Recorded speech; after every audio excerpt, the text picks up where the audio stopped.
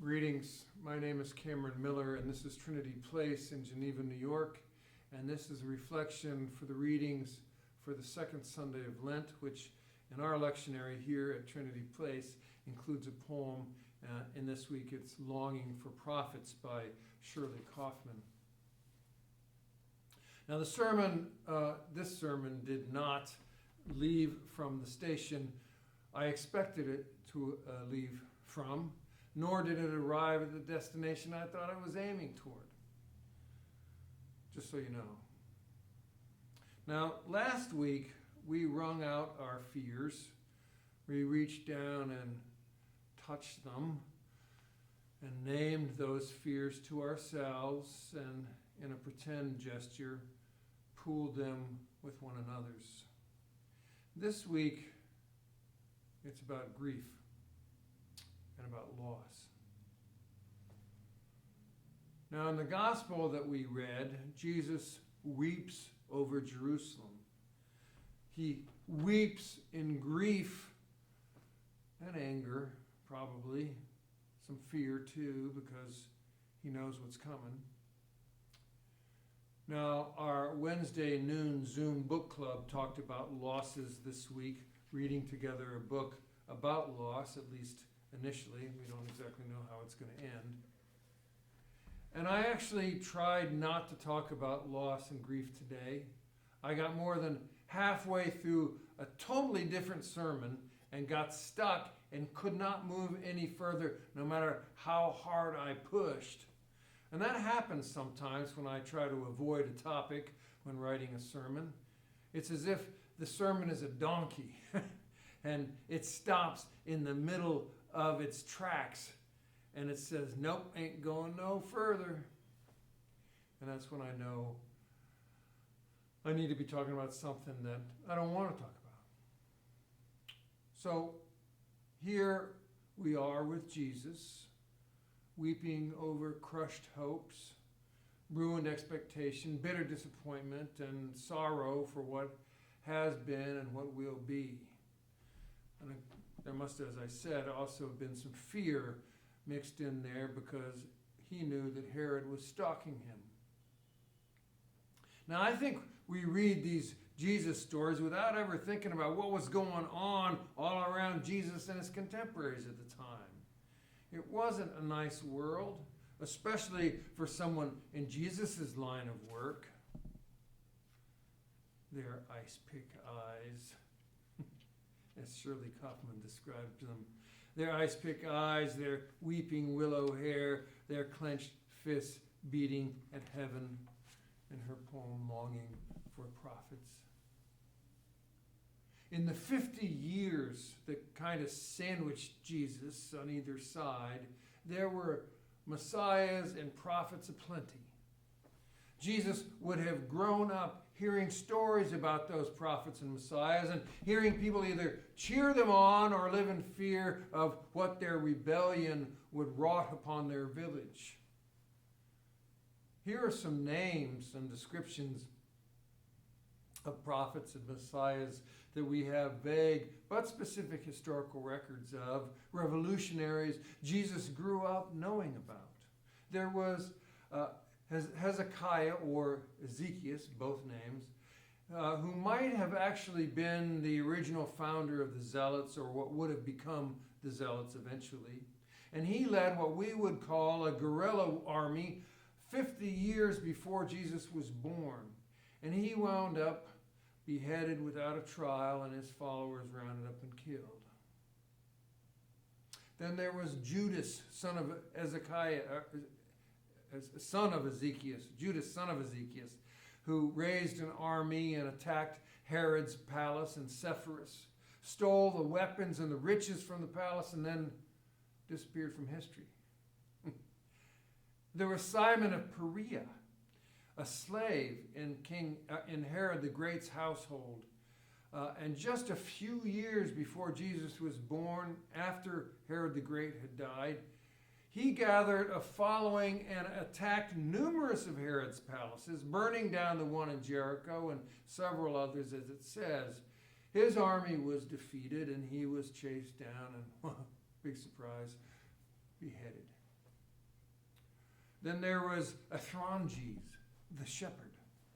He was described as taller and stronger than anybody else, and he had 4 brothers of the same stature.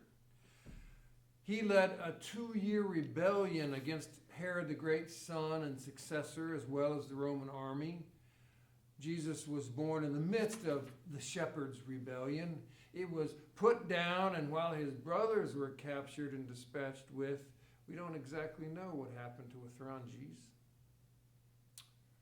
Then there was Judas the Galilean, not Judas the disciple that we know about, but Judas the Galilean, who led a rebellion against a census that we know about from Jesus' birth narratives, but that actually happened, the census, several years after Jesus was born. Judas's rebellion failed, obviously, and of course, and Judas the Galilean was killed. Several of his sons, however, were then became, decades later, the leaders and messiahs in a Jewish-Roman war from 66 to 70 that led to the destruction of the temple and the genocide of Jews in Judah and Galilee. And it was his grandson, I believe, who led the famous last stand on top of Masada. So, you got Ezekiel, Judas, son of Ezekiel, Simon of Perea, Athronges the shepherd, Judas the Galilean, and of course, in Jesus' own day, John the Baptist. They were the Hall of Famers in that first millennium era. These are the names of famous prophets and messiahs that Jesus would have been able to rattle off their names with the same familiarity that I can say Michael Jordan or LeBron James or Keem Olajuwon, Kareem Abdul-Jabbar, Steve Nash. Very familiar. They must have been the prophets that Jesus wept over when he said, "Jerusalem, Jerusalem, you kill the prophets and stone to death those who are sent to you." I weep that way sometimes when I hear another report about climate change losses that could have been stopped or arrested, but decade after decade, we have kept doing what we know will be the ruin of our environment and our ruin along with it. It's that kind of weeping that Jesus was doing.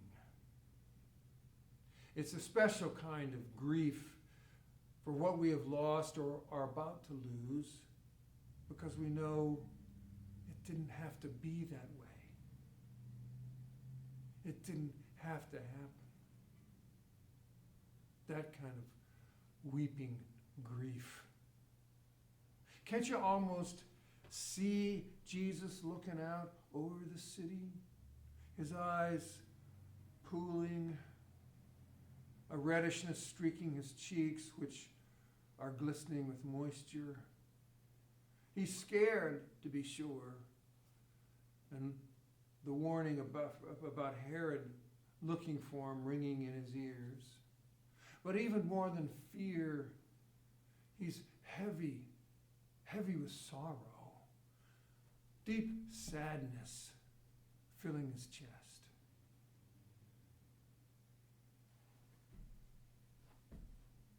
You know, I sense that many, if not all of us, carry some sorrow and sadness these days.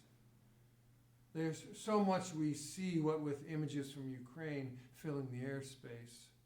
But we're also old enough to have had beliefs and expectations for our nation, for the world, for our families, for our children, for our professions, expectations that have simply evaporated.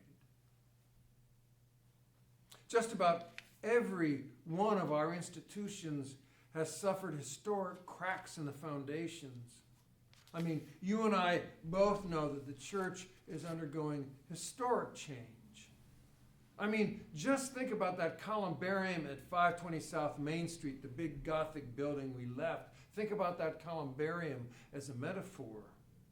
Who ever placed their loved one's ashes in a church columbarium without expecting that that stone edifice was safely there forever and a day. Churches, especially big ones, don't close. But education has been rattled and shaken too, even before the pandemic, but especially since then. Whether college or kindergarten, the teaching profession has changed and is changing more and more even now. But so too is banking. Heck, if digital currency takes hold, there won't be any more banks. Oh, and doctors and nurses. The medical profession was undergoing a huge overhaul well before the pandemic, but for 2 years now, they've been called on to serve in ways they never expected.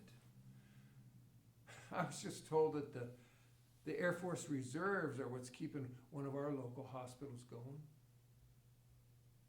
It is difficult to think of a profession that hasn't been or is not going through dramatic reformation of one kind or another. It's a vast reckoning of some kind, brought on by, I don't know what, who knows what.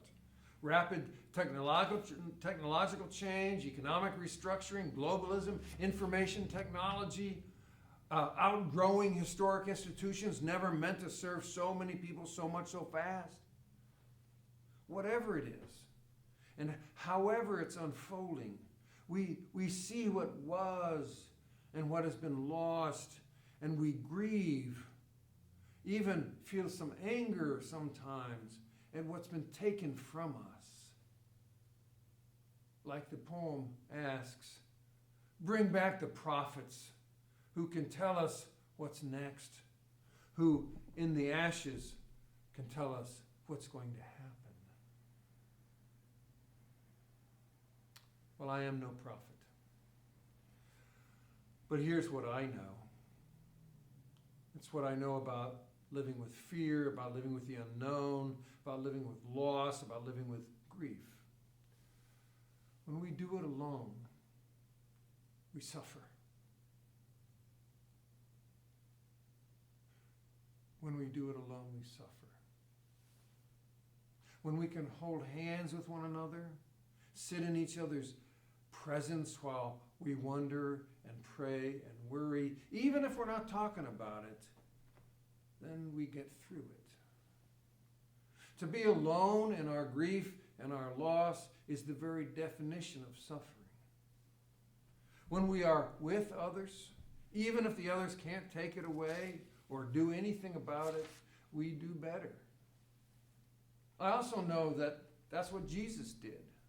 He continued to gather his friends around a table and share bread and wine. He continued to tell stories and imagine possibilities. He continued to share love, let them know not only that he loved them, but that he needed their love. He didn't stop asking them when they failed, and he didn't stop needing them when he was hanging from the cross. And some of them made sure that he didn't go through that alone either. So I don't know what to tell you about all these changes that we're going through. The big ones that are rocking the boat, and the little ones that only you know about. But I do know that when and if we can navigate them together with one another, we will be stronger and better and safer for it. I'm grateful that this place and this community of people is one in which tears can be shared out loud, and prayers can be shared, and hands can be held. We're navigating some big changes, my friends. And that means, among other things, some big losses. Let's keep being present to one another.